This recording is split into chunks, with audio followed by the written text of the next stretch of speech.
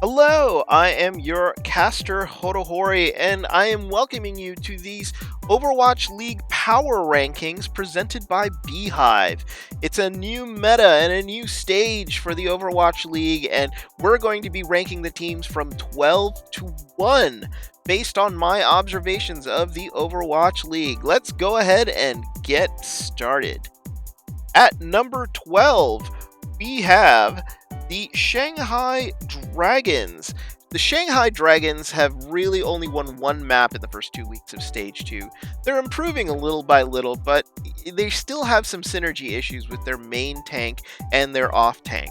Though there is a bright side on the Shanghai Dragons. Their DPS has been looking very consistent of late, and their Lucio and Zen play has been very, very decent compared to having to play with the Mercy in Stage 1.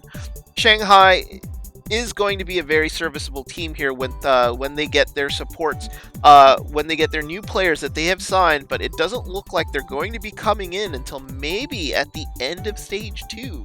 So that's sort of bad for Shanghai, but hopefully here in the next couple weeks, they're going to be able to get their first win.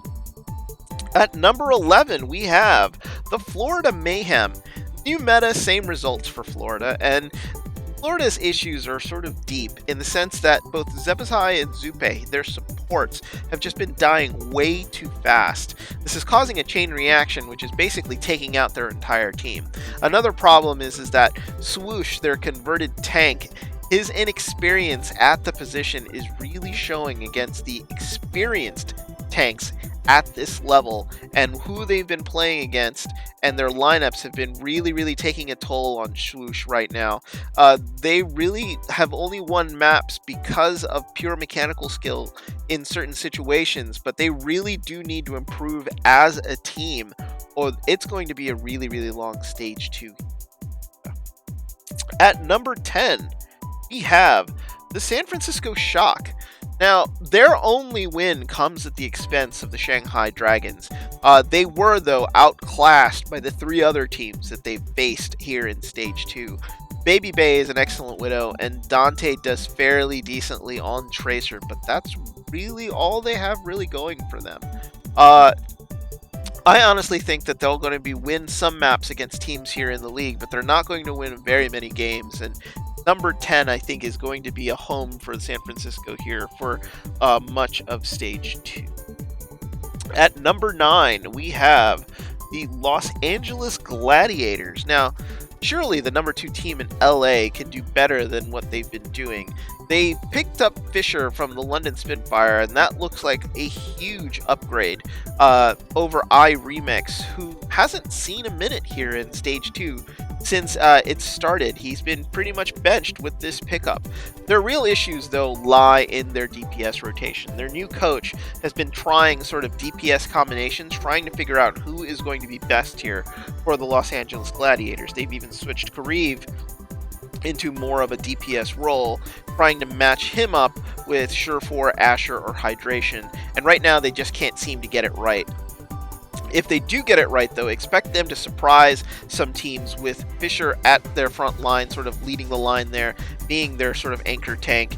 But right now, number 9 is probably going to be the most appropriate position for the Los Angeles Gladiators. At number 8, we have the Dallas Fuel. Now, falling back to earth after their great 2-0 week 1, they went 0-2 this week, and it looks like they were totally dominated against the Los Angeles Valiant. They were unable to stop Soon rampaging into their back lines, and the problems from Stage 1 are rearing their ugly heads again here in Stage 2. They looked a little better at the beginning of the week versus Seoul, but their lack of coordination was just very apparent, it seemed like, when XQC was sort of diving in. They really haven't done any substitutions at all this week, playing this sort of solid line of XQC, Mickey, AKM,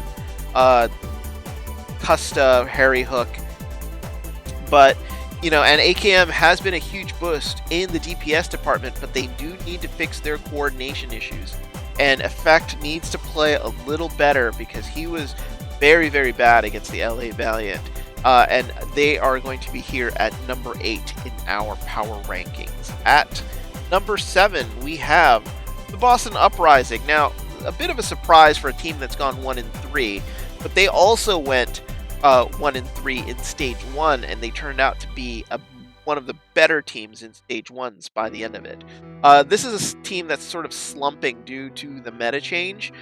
Their Mercy player has switched out to play a Lucio, and he hasn't just gotten it quite right yet. Their dives are looking a little sketchy here, and they're just not getting it right. Defeats, though, at the hands of Houston, Philly, and NYXL are nothing to be ashamed about. Those are tough teams, and it was a tough schedule for Boston here at the beginning of Stage 2. And if they get themselves together, you'll see them make a run towards the end of the stage. They are a little behind, though, but they might be playing spoiler to some of the teams who are going to be fighting for a playoff spot at the end of Stage 2. At number 6, we have the Los Angeles Valiant. Now, you might be thinking, oh my god, Hodo, you've gone nuts. Why are you putting a team that's 3-1 at 6th place? Well, their wins have come against Dallas, San Francisco, and Shanghai. So that really shouldn't impress anyone in the Overwatch League. They should be winning those matches. They did face a quality opponent on day 1 versus Seoul of week 1, and they got 4-0'd.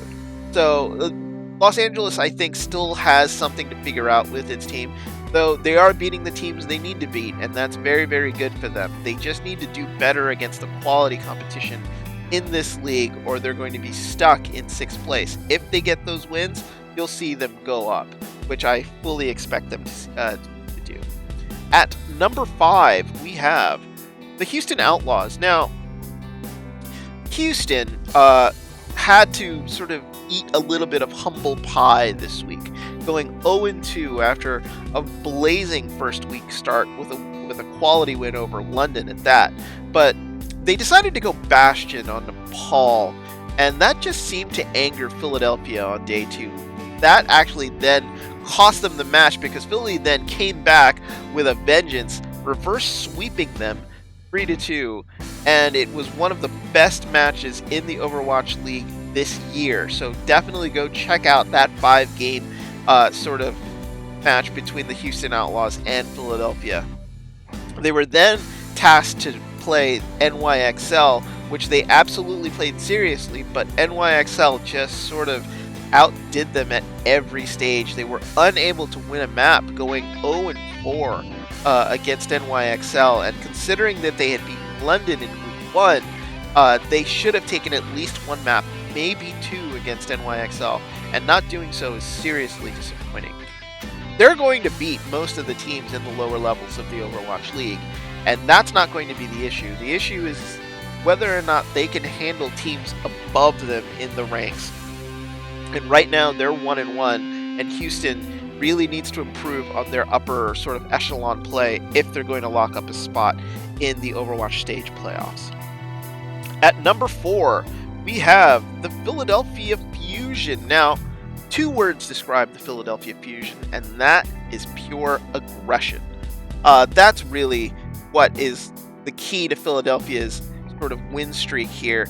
They have a great DPS lineup with Carpe and Shadowburn, plus Genji specialist EQO. Anytime they want to sort of throw in there and just throw a little sort of wrench in their opponent's DPS lineups. Boombox and Neptuno are quality supports. Boombox on that Zen has proven time and again that he is an excellent Zenyatta, and Neptuno has been excellent on Lucio. Their frontline techs are really also good with Poco and Fraggy. Fraggy not dying as much in this meta as he was before, diving in recklessly. I think he sort of learned his lesson. And it's going to be hard for any team to sort of underestimate them, because they are very good. They, though, did look very pedestrian against London on day 4. They only won 1 point in 4 games, which is not good for Philadelphia. But London is an excellent team at trying to know their opponent and countering Philadelphia's dive. So, you got to take it with a grain of salt, but I think Philadelphia is going to do very, very well in this meta and this stage. At number 3, we have the Seoul Dynasty. Now, it's hard to place a team that's 4-0 in the stage at 3rd place, but this is where we have Seoul. And the problem with Seoul is that they still need to prove that they're a quality team here in the Overwatch League, and that all of this sort of wins and the teams that they're beating are just not sort of smoke and mirrors. They don't have to deal with a Mercy anymore, and that has actually proven to be really, really good for Ri Jae-hong and Toby, as they've looked much, much better at their support roles. That has actually turned into Miro not dying as much in his dives, so it's actually done really, really well for their supports and their tanks. And then Fleta and Committee have really done the job that they needed to do on DPS. They took out the LA Valiant on day one, and they've looked very, very aggressive against all the other teams that they've played in the first 2 weeks. Their match against Philly in Stage 3 should be a very tasty matchup, as both teams are going to be looking to be very, very aggressive against each other. So that's going to possibly come down to support and tank play, which I think Seoul has an advantage against. At number 2, we have the New York Excelsior. New York, looking professional as always, didn't lose a map in week 2 against Boston and Houston. Though Houston did play them super tight, especially on Kings Row. It is a very, very good map to sort of watch if you want to watch a good game between two teams. 6-5 is the final score on that one, with NYXL beating Houston. Arc back from injury was a huge boon to NYXL, and it proved that he was sorely missed against the London Spitfire in Week 1. If not for that loss against London in Week 1, we probably would have them as a first-place team in our power rankings next week. But, you know, you could probably shuffle all of the 3 teams, London, New York, Seoul, into a giant hat, pull them out at random, and you would still be okay with anybody's power rankings, which leads us to our number 1 team in our power rankings, and that is the London Spitfire. They did lose to Houston in Week 1. It was a close loss, though. It was only 3-2, but they came roaring back with a win over NYXL and Florida, and then doing Philly dirty in less than 90 minutes, going 4-0 on them. It was actually very interesting to watch the Overwatch League casters and broadcast team try to fill in all the extra time that they had after this match was done. Because usually there isn't really that much fill time, as teams usually will play the entire allotted 2 hours or even more, but Philly did them in less than 90 minutes, and that was very, very impressive. London did them, excuse me. So that gives us our power rankings for Week 2, Stage 2 of the Overwatch League. Do you agree? Do you disagree? It is one of those things in which you think, maybe is he right, is he wrong, I'm not exactly sure. But it's going to be one of those things in which, like, there's going to be some room between Houston, Philadelphia, Los Angeles. They could be shuffled up. But if you agree or disagree, please let me know in the comments. And for those who are interested, here are the league standings for just Stage 2.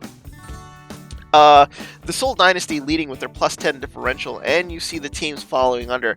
This stage ranking will determine the stage playoffs at the end of Week 5 of Stage 2.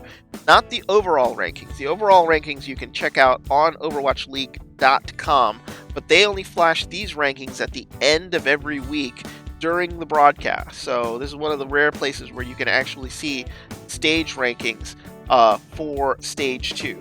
And if you are interested in following me on YouTube, please go to my YouTube channel and subscribe. You can also watch some great live content from myself on Twitch.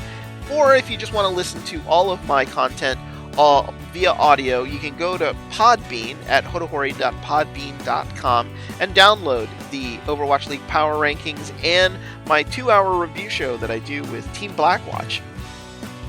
But thank you very much for joining me today for these Overwatch League Power Rankings presented by Beehive.